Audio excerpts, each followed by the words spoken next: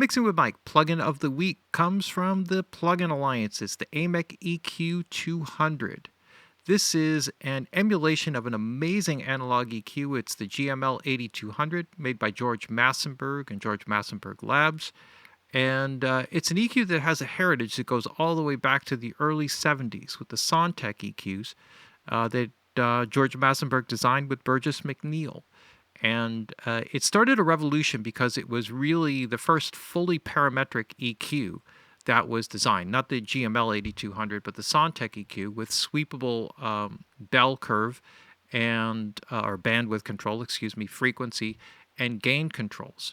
And it was designed as a mastering EQ, and Sontec became famous for their mastering EQs because of the repeatability of it. And George Massenburg followed with his own version of it, which is very similar, the 8200. It's an extremely transparent EQ, incredibly musical sounding, and just precision. You could really just dive into any frequency and, scoop something out, add something in anywhere, and it just seems you can do in amazing amounts of EQ that still happens to sound open and clear and musical. There's no other EQ that I've found that's really like it, that has this much precision control. I have a lot of professional experience with this, and in most studio situations, it was really the only EQ I would ever use on a mix bus, and most often used on vocals. Especially with a lead vocal where you needed to kind of get out a little bit of harshness or boxiness or something along those lines. Incredible, just really brilliant at accomplishing that. So let's start by going over the graphic user interface here quickly, and then we'll dive in with a little audio. So it's pretty straightforward. What you have is a 5-band EQ, low to high. It's in stereo, as you see here.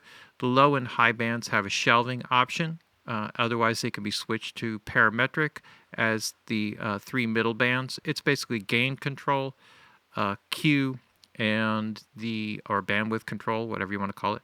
And the frequency, you have a broad range of frequencies selectable in each band.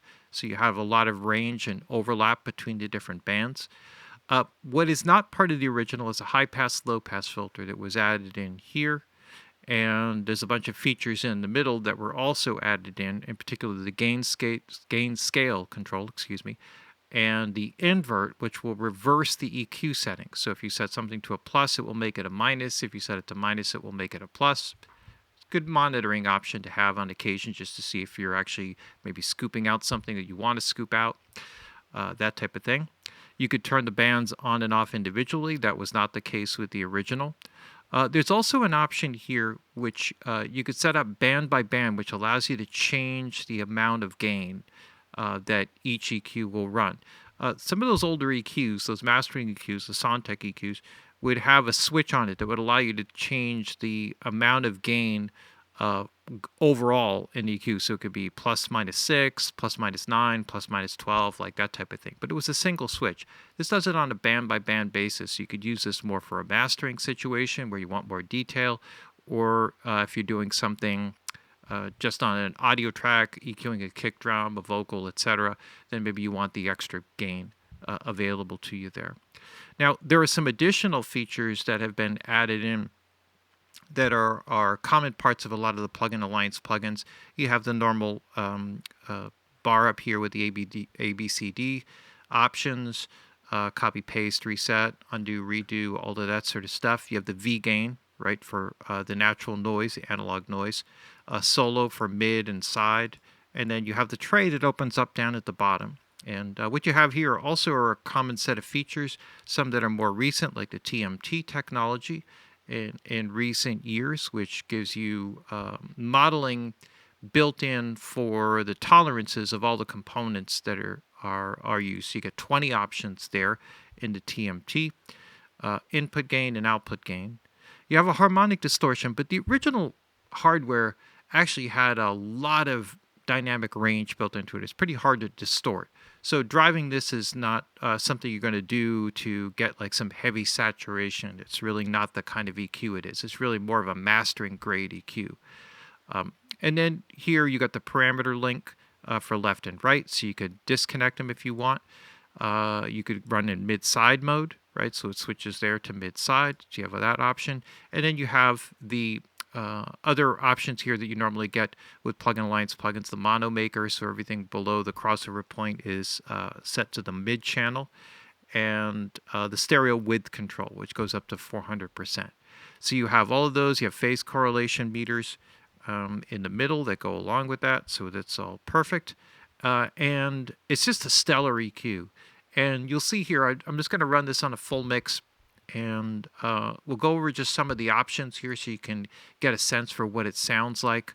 But you'll see where I'll boost, some what would normally be extreme amounts on a mix, just how clear, clean, and open it sounds, how musical it sounds. So here we go. I died again. Please don't tell my friends, 'cause I don't want them to cry. No, not I. It's hard to witness with an intimate distance of friendship turned toxic, codependent. I will quit it, never fix it. I will quit it, never fix it. Jesus' East gave me a priest infection. He wouldn't give me bread. I'm on funeral reception. He asked if I was christened. I said yes, and did I mention I'm taking all my woes and hoes with me back to heaven. Exercise me. Demons like me. It's gotta be sung. I hope it's for healing and a feeling that's gone. I died again. Distant memories imprinted on my skin. Body run with ink. I can't make myself a pin.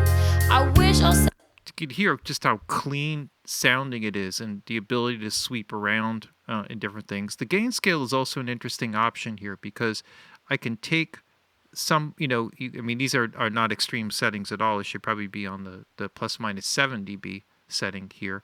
But I can also increase the gain scale, so I can exaggerate what I'm doing or kind of pull back on it a little bit if I feel it's a little bit extreme.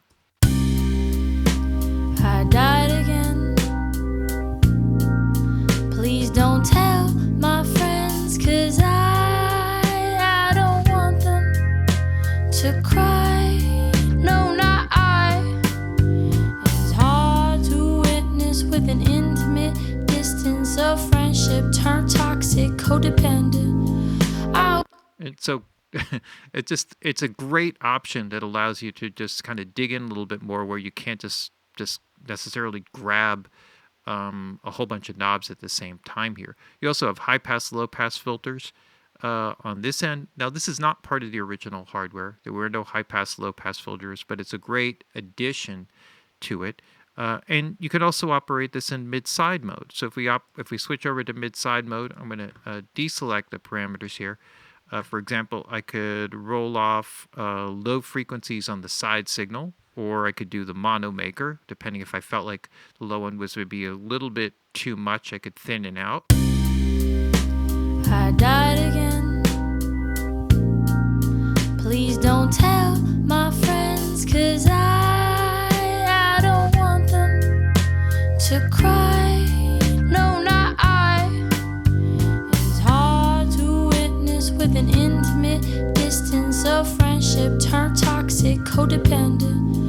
I will quit it, never fix it. I will quit it, never fix it. Jesus' East gave me a priest infection. He wouldn't give me bread. I'm on funeral reception. He asked if I.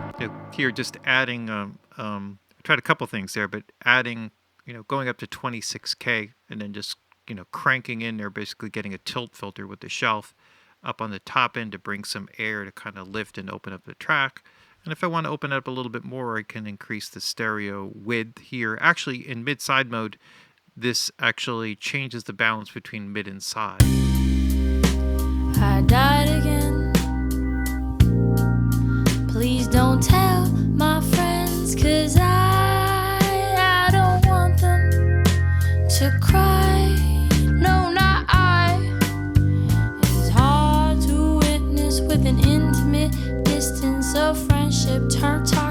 codependent. I will quit it, never fix it. I will quit it, never fix it.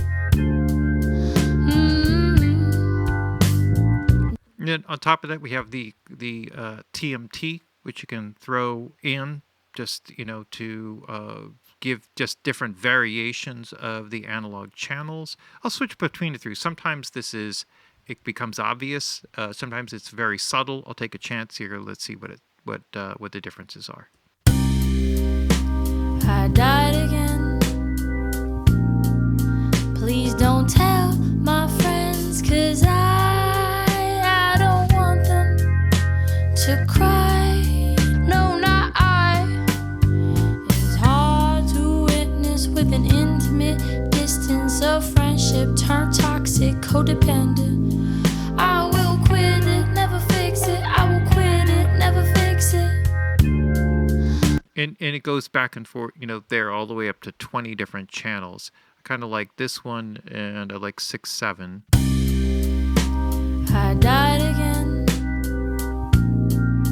Please don't tell my friends, 'cause I don't want them to cry.